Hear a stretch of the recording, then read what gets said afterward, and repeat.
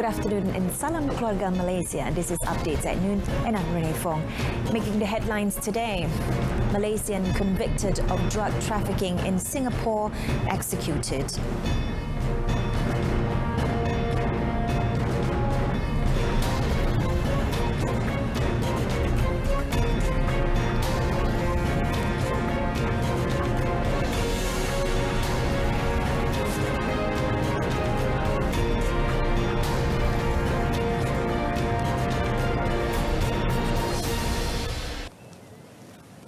Malaysian man convicted of drug trafficking, Nagendran Dharmalingam, 34, has been executed early this morning in Singapore's Changi prison, and his remains will be taken back to Ipoh today. Nagendran had been on death row for more than a decade for trafficking 44 grams of heroin into Singapore. Nagendran's execution was confirmed by his brother Navin Kumar. Singapore Court of Appeal yesterday had turned down a legal challenge put forward by Nagendran's mother, clearing the way for the execution by hanging. Nagendran was supposed to be hanged on 10th November 2021 but found temporary respite on 9th November after the court was told he had tested positive for COVID-19 when he appeared at court to appeal against the death penalty. On 7th November, Malaysian Prime Minister Datuk Seri Ismail Sabri Yaakob had written to his Singaporean counterpart Lee Hsien Loong seeking leniency in this case. On 3rd December, Singapore President Halimah Yaakob said Nagendran had been accorded full due process under the law. Previously, Nagendran's lawyer said his IQ was found to be at 69, a level recognized as an intellectual disability. However, the courts determined he knew what he was doing at the time of his crime and ruled there was no admissible evidence showing any decline in his mental condition. 3 people were injured while 50 vehicles were caught on fire in explosions at a firecracker and fireworks disposal site at the case item store of Sentul IPD yesterday.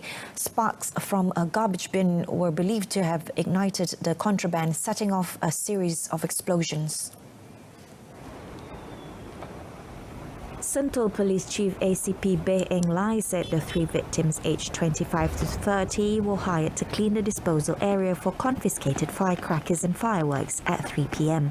All of them have received treatment as outpatients at the Kuala Lumpur hospital. He added the procedure used by the police when disposing the case items was done in accordance with the SOPs, and it has received approval from Kuala Lumpur 2nd Magistrates Court. He also said there was no criminal element detected in the incident. Meanwhile, the Kuala Lumpur Fire and Rescue Department in a statement last night said that it received a fire report at 6:20 p.m. and deployed 60 firefighters and 10 fire brigades to the location. The fire affected 30% of the building structure and 80% of the open area, as well as 50 vehicles, which were also case items at the scene. The fire was successfully extinguished at about 7:05 p.m. The incident went viral on social media yesterday, with some netizens said they heard a loud boom coming from the location and saw thick black smoke rising from a distance. Media practitioners play a very important role in the development of the nation. Minister of Communications and Multimedia Tan Sri Anwar Musa said journalism profession must be elevated to higher position considering its role in the society. For the first time ever, 2022 National Journalist Day or Hawana would be attended by journalists and local media practitioners, as well as representatives from several neighbouring countries, such as Indonesia. Tan Sri Anwar said Hawana celebration is a platform to strengthen the country's journalism ecosystem. Saya lihat itu sebagai satu cara yang sangat baik di mana pengiktirafan kepada peranan wartawan dan dunia kewartawanan itu sebagai sesuatu yang sinonim dengan pembangunan negara, sama dengan kata perjuangan, memerdekakan negara dan sebagainya, semua terlibat dengan peranan kewartawanan.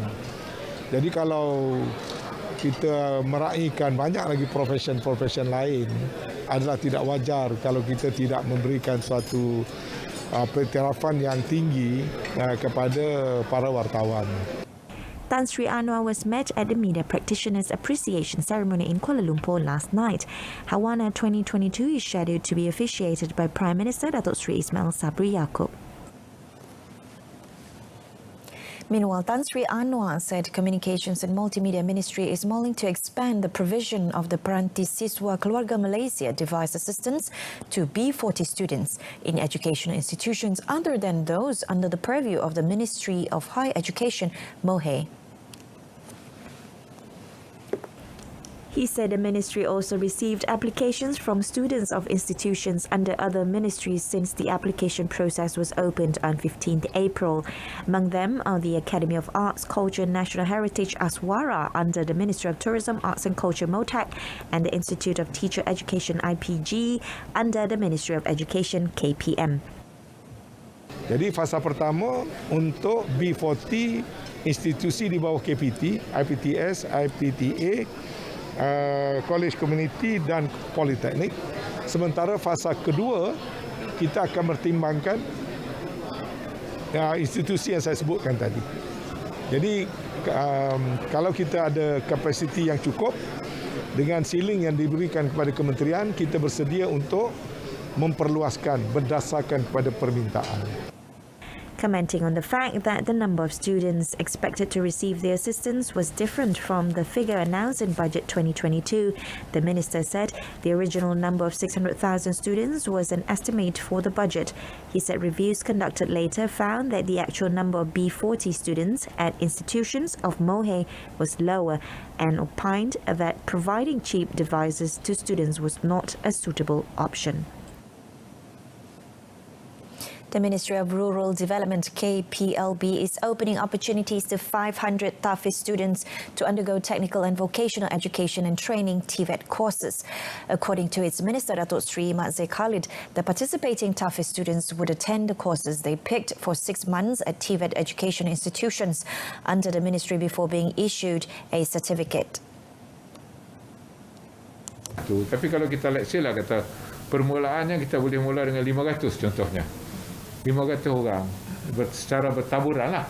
Kalau ada itu pun dah nampak okey dah. At least something yang kita boleh mulai. Okey, I offer you 20 orang di sini, 30 orang di situ, 40 orang di sini. Campur-campur dah 500. Bidang masing-masing. Tengoklah. Elektrik ke, otomotif ke, apa benda ke, pertukangan kayu ke apa. Setidak-tidaknya nanti dia ada lah. Selepas 6 bulan dia dah ada sikit. He added if the students have SPM, they can participate in skill courses such as repairing motorcycles or air conditioners, and the certificate will help them to obtain jobs. He said this after KPLB monthly gathering and breaking of fast event in Putrajaya yesterday. Meanwhile, Datuk Sri Mak Zir said his ministry is actively implementing people's development projects in the rural areas. He added KPLB will monitor the existing projects so that they will proceed according to the schedule. Johor State Government is working on the best method to allow over 400,000 Malaysians working in Singapore to be registered with the Social Security Organisation or SOCSO. According to State Youth, Sports, Entrepreneur Development, Cooperatives and Human Resources Committee Chairman Muhammad Hairi Mat Shah, it is important to protect their well-being as majority of them do not have any protection insurance. Sekiranya mereka lepas daripada border, so itu adalah tanggungjawab kita. So mereka bekerja mencari nafkah, saya tak nak mereka bawa pulang berpuluh ribu tetapi akhirnya untuk masa depan mereka tiada. So sebab itu saya melihat Pekeso melihat jangka masa ketika mereka ada apa-apa berlaku kemalangan, ya. He was met after SOCSO Prihatin Solidarity Ramadan program in Johor Bahru yesterday. The Foreign Ministry will continue monitoring the disruptions in accessing banking and financial services such as electronic funds transfer (EFT) faced by Malaysians in Russia. Its Minister Datuk Sri Saifuddin Abdullah said for now 816 Malaysians in the country could still make financial transactions with several Russian banks that conduct Union Pay services. Duta besar kita sentiasa berhubung dengan kerajaan kerajaan Rusia di sana melihat apakah dia option yang ada untuk jangka masa sederhana dan sebagainya. Kita juga sentiasa berhubung dengan kedutaan Rusia di Kuala Lumpur dan kita juga akan berbincang lebih lanjut dengan Bank Negara untuk melihat apakah dia option yang ada. He also called on Malaysians in the country who have not yet registered with the embassy to do so immediately to facilitate the delivery of information, including on security and banking matters. Russia has been subjected to various economic sanctions, including by the United States and the European Union, following its military operations in Ukraine since 24th February. With that, we end today's updates at noon. In our top story, Malaysian convicted of drug trafficking in Singapore executed. Tune into News at 10 coming up at 10 p.m. on My Freeview saluran Berita RTM channel 123. We leave you with a video footage of thousands of jellyfish invading the Trieste coast in Italy due to strong bora wind that stirred the waters, bringing the jellyfish to the surface. Thank you for watching. I'm Renee Fong. Salam keluarga Malaysia and have a pleasant afternoon.